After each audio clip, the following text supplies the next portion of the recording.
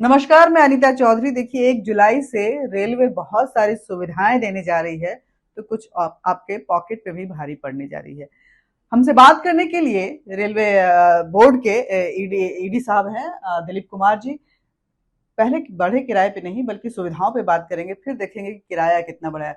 Sir, बहुत सारी सुविधाएं देने जा रही हैं, आरक्षण से लेके चार्टिंग से लेके सभी चीजों में। ये क्या सुविधाएं हैं और किस तरह से यात्रियों के लिए सहूलियत होगा?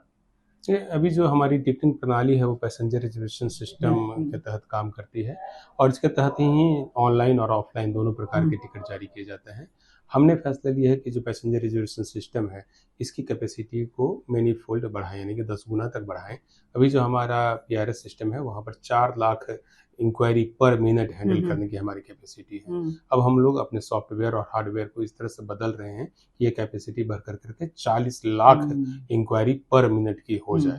तो एक तो ये बड़ा बदलाव लाने का मतलब आपको अगर पूछताछ करनी है तो कोई दिक्कत नहीं आने वाली है कि लाइन बिजी जा रहा है या लग नहीं रहा है। देखिए, जो पूछताछ की प्रणाली है वो कई तरह से काम करते हैं। आप ऑनलाइन से चेक करते हैं, एसएमएस भेज कर करके पीएनआर का स्टेटस या गाड़ियों की स्थिति के बारे में जानकारी हासिल करते हैं, किसी पोर्टल पर हासिल कर सकते हैं। कई प्राइवेट पोर्टल्स भी हैं जो हमसे कनेक्टेड हैं और उनको हम लोग फीड प्रदान करते रहते हैं। तो कुल मिलाकर के हम लोग इस बात पर जोर दे रहे हैं कि किसी भी माध्यम से आप कोशिश करें, आपको एक अच्छी और सही सूचना की बिल्कुल पुख्ता जानकारी आपको प्राप्त मतलब प्लेटफॉर्म को वास्ट कर दिया गया है। बिल्कुल। इसके अलावा हम लोग की जो टिकटिंग कैपेसिटी है उसको भी हम लोगों ने बढ़ाने का फैसला लिया है। अभी जो हमारी कैपेसिटी है उसमें प्रति मिनट 30,000 से 32,000 टिकट हम जारी करने में सक्षम हैं और कई बार हम लोगों ने 32,000 तक टिकट जारी किए भी हैं।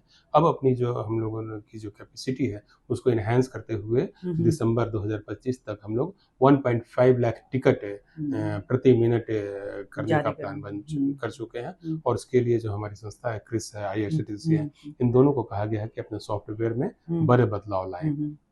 एक और जो चेंजेस हम ला रहे हैं वो है आरक्षण चार्टिंग के संबंध में। अभी जो चार्टिंग है वो है गाड़ी के प्रस्थान होने के 4 घंटे पहले जारी होती है। हाल में ये बहुत बड़ा बदलाव है, ध्यान से सुनिएगा, क्योंकि जो लोग अपने चार्ट का इंतजार करते हैं, खासकर जो मेन रेलवे स्टेशन पे आते हैं, गांव गुरबे कस्बे से लोग, उनके लिए बड़ी दिक्कत होती है। तो इसको तफ्तीश से बताइएगा जी। तो हाल में हम लोगों ने एक ट्रायल किया था और 24 घंटे पहले चार्टिंग की व्यवस्था लागू की थी। यात्रियों से हम लोगों ने सैकड़ों यात्रियों से हम लोगों ने फीडबैक प्राप्त किया और उसके बाद यह फैसला लिया है कि जो ट्रेन की जो चार्टिंग है अब गाड़ी के प्रस्थान होने के 8 घंटा पहले तैयार कर दी जाएगी। इसी तरह से जिन गाड़ियों का परिचालन या प्रारंभ जो है दोपहर 2 बजे या उससे पहले होता है तो उसकी चार्टिंग जो है फिर एक दिन पहले रात्रि 9 बजे ही कर दी जाएगी। यानी कि गाड़ी का प्रस्थान सुबह 8 बजे हो, 9 बजे हो, 10 बजे हो या इवन कि 2 बजे हो, उन सबका चार्ट जो है वो रात में 9 बजे ही तैयार कर लिया जाएगा और बाकी 2 बजे के बाद जो गाड़ियां खुलती हैं उन सबका चार्ट जो है 8 बजे के हिसाब से 8 घंटा पहले तैयार कर दिया जाएगा। इससे सहूलियत ये होगी कि यात्रियों को पता चल जाएगा कि उनका जो वेटिंग लिस्ट का टिकट है वह कंफर्म हुआ है अथवा नहीं हुआ है। कंफर्म हुआ है तो उसका सीट नंबर क्या है और गाड़ी का प्रस्थान कितने समय में है। यदि जिनका टिकट कंफर्म नहीं होता है तो फिर किसी दूसरी ट्रेन से या अल्टरनेटिव मोड ऑफ ट्रांसपोर्टेशन चयन करने के लिए हाँ, ये बहुत दिक्कत होती थी कि हम लोग एसएमएस देखते रहते थे, ये देखते रहते, चार्ट देखते रहते थे कि हुआ कि नहीं हुआ, और जब 4 घंटे पहले पता चलता था तो एक नेक्स्ट प्लान बनाने के लिए फिर एक अलग से जद्दोजहद चलती थी और वो बहुत तकलीफदेह होता था। जो तत्काल प्रणाली है उसमें आपने बताया कि किस तरह से बदलाव होंगे, लेकिन जो लोग अपने से जा रहे हैं वहां पे तत्काल में टिकट कटवाने के लिए, उनको क्या क्या सुविधाएं मिलने वाली हैं? देखिए, हम लोगों ने इधर जो तत्काल सिस्टम है उसमें कई प्रकार के बदलाव लाए हैं। शिकायतें आ रही थी कि कुछ एजेंट जो है अलग अलग सॉफ्टवेयर का प्रयोग करके तत्काल के टिकट को हाईजैक करने की कोशिश करते हैं। तो हम लोगों ने एक व्यवस्था की है कि पहले जब 10 मिनट तक तत्काल टिकट जो है वह एजेंटों को लेने की इजाजत नहीं थी। यानी कि जब एसी का विंडो 10 बजे ओपन होता था तो 10 बजे से 10:10 पर उन लोगों को तत्काल नहीं मिलता था। अब इस टाइम गैप को हम लोगों ने बढ़ा करके 30 मिनट्स कर दिया गया है जो कि 1 जुलाई से लागू हो जाएगा। यानी कि एसी क्लास में 10 बजे से 10:30 बजे तक कोई भी टिकट किसी एजेंट को जारी नहीं किया जाएगा।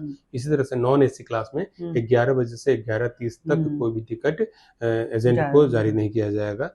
फिर हम लोगों ने आधार ऑथेंटिकेटेड अकाउंट को टिकट जारी करने की व्यवस्था की है। और सॉफ्टवेयर में और भी बदलाव ला रहे हैं। एक ओटीपी का सिस्टम इंट्रोड्यूस किया जाएगा by the end of this month, जिसमें जब टिकट बुक कराने के लिए यात्री जाएंगे तो उनके मोबाइल पर एक ओटीपी आ जाएगा, उनकी ऑथेंटिसिटी वेरीफाई की जाएगी और उसके बाद ही उनको तत्काल टिकट जारी किया मतलब कोई घपला नहीं होने के चांसेस। कोशिश यह है कि हम लोग जो यात्रा का टिकट जो है वह जेन्युइन यात्रियों को ही प्रदान करें। तो ये तो सुविधाओं की बात हुई। अब बात महंगाई की कि रेल यात्रा कितना महंगा पड़ने वाला है, कितना आपके पॉकेट पे भारी पड़ने वाला है, या भारी पड़ने वाला भी है या नहीं।